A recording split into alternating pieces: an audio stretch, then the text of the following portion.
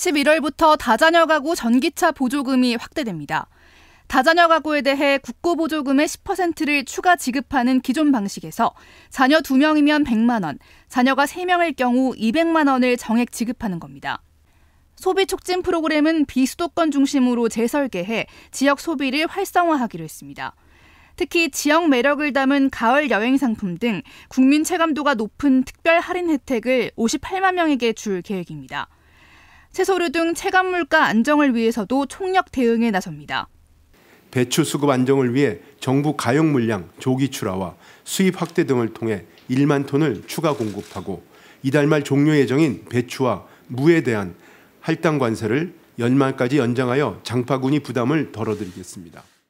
최대 반값 할인까지 받을 수 있는 한우 한돈 소비 촉진 행사가 연말까지 열리고 수산물 할인 지원 행사도 11월 말 추진한다는 방침입니다. 이와 함께 정부는 국내 벤처 투자 시장 규모를 오는 2027년까지 16조 원으로 늘리고 글로벌 투자 유치 규모도 1조 원 수준으로 대폭 확대합니다. 해외의 풍부한 유동성을 끌어들이기 위해 글로벌 투자 유치 모펀드, 이른바 KVCC를 싱가포르에 처음 설립하고 글로벌 벤처 투자 통합 신고센터를 신설해 외환거래 신고 절차를 통합 대행할 방침입니다. 국내 벤처 투자 시장 참여 주체를 늘리기 위한 방안도 추진합니다. 은행이 과감하게 벤처 투자에 나설 수 있도록 일정 요건에 충족한 벤처펀드에 위험 가중치 특례를 적용하고 금융권의 벤처펀드 참여 확대에 대한 인센티브를 신설합니다. 정부가 회복 속도가 더딘 내수를 살리기 위해 총력전에 나섰습니다. 신용 하위 20%에 대한 대출 공급은 지난 2022년 27조 8천억 원에서 지난해 19조 7천억 원으로 30% 넘게 줄었습니다. 하지만 채무조정 신청 건수는 13만 8천 건에서 18만 5천 건으로 34%가량 늘며 서민층의 대출 상환 능력 저하로 이어지고 있습니다. 정부는 이처럼 정책금융을 이용하며 상환의 어려움을 겪는 소상공인과 청년 등의 부담을 줄이기 위해 연말까지 11조 원 이상 추가 투입하기로 했습니다. 우선 소상공인 가운데 서민금융이 30일 이상 연체됐을 경우 최대 1년간 상환유예를 지원합니다. 실직이나 폐업으로 돈을 갚지 못한 햇살론 뱅크 이용자 역시 최장 10년 동안 분할 상환을 지원하고 소상공인 위탁보증 상환 기간도 최대 5년 추가로 늘리기로 했습니다. 창업 1년 이내 사업자 등도 생계비와 물품 구매 목적으로 최대한도 1,200만 원의 햇살론 뉴스 제도를 이용할 수 있습니다. 사회적 배려 대상인 청년들의 대출 지원도 강화됩니다. 자립을 원하는 저소득 청년에게 재정으로 햇살론 뉴스 은행금리의 1.6%포인트를 지원해 최종 2%대로 이용하도록 할 계획입니다.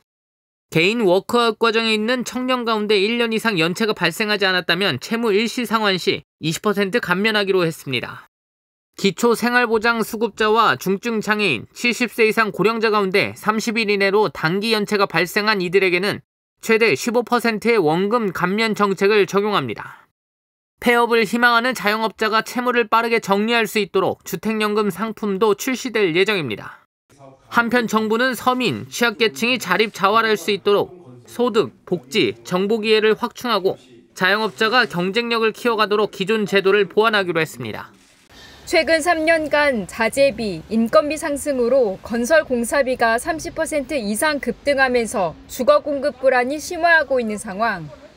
정부는 건설업계 핵심 회로인 공사비 상승에 적극 대응하겠다고 발표했습니다.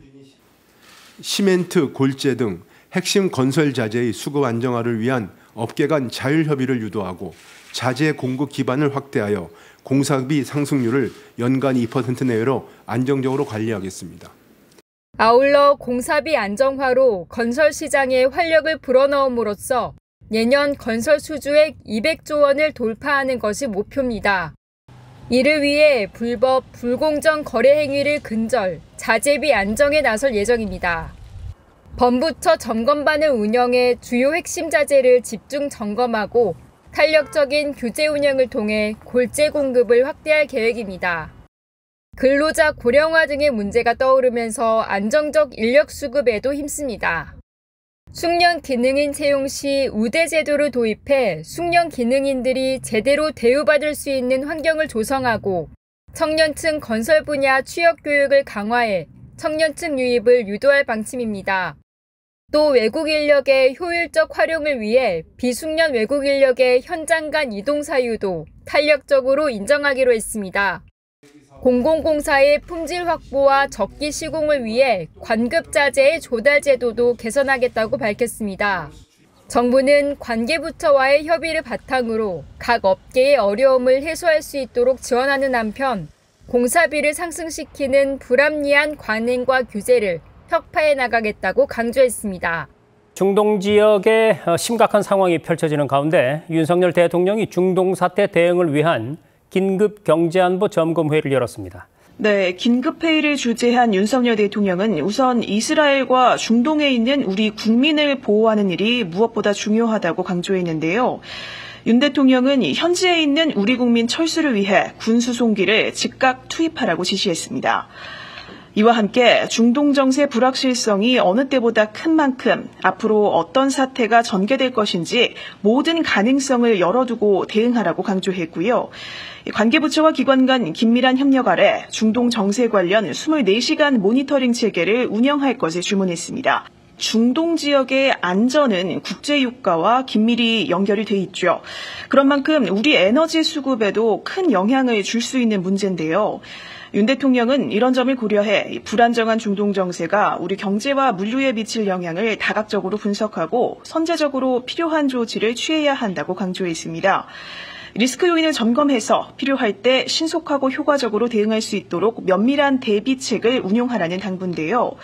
정부는 이에 국제유가와 환율 움직임에 따른 파급 효과를 주시하면서 공급망과 물가 등 우리 경제에 미치는 영향에 지체 없이 대응하기로 했습니다. 서울에서 6년간 택시를 운행하고 있는 A씨. 월 평균 500만 원 정도의 수입을 유지하던 지난 2022년 하루아침에 수입이 반토막 났습니다.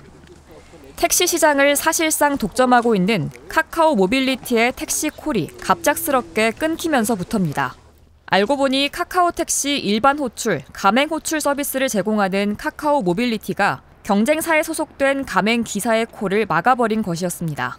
A씨는 어쩔 수 없이 카카오 모빌리티의 규정에 따라 택시 외부에 경쟁사 차량 랩핑 등을 제거하고 내부 심사까지 마친 후에야 다시 호출콜을 받을 수 있었습니다. 카카오 모빌리티는 지난 2021년 우티, 타다 등 경쟁 가맹 택시 사업자에게 영업상 비밀을 실시간으로 제공하는 제휴 계약 체결을 요구했습니다. 소속 기사 정보, 택시 운행 정보 등 핵심 영업 비밀을 실시간으로 공유하자는 내용인데 이에 응하지 않을 경우 해당 가맹 소속 기사는 카카오 택시 일반 호출을 차단할 것이라고 압박했습니다.